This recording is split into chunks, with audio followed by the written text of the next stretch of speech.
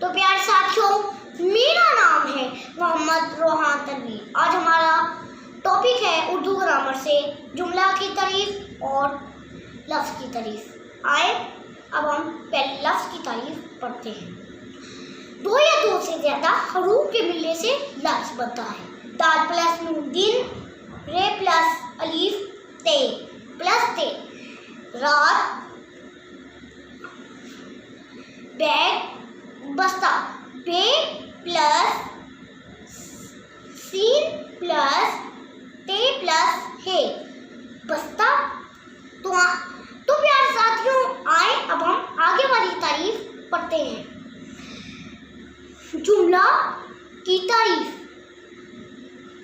تو دو یا دو سے زیادہ الفاظ کے ملنے سے جملہ بنتا ہے، جیسے کہ اسکول، میں اسکول جاتا ہوں، کھانا، میں کھانا کھاتا ہوں، وقت،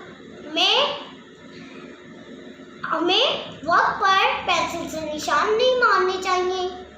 اور پیارے ساتھیوں، میں امید کرتا ہوں کہ آپ میری تعریف کے بارے میں جان چکے ہوں گے، جملے کی اور لفظ کی۔ تو میرے چینل کو سبسکرائب کریں، لائک کریں، شیئر کریں۔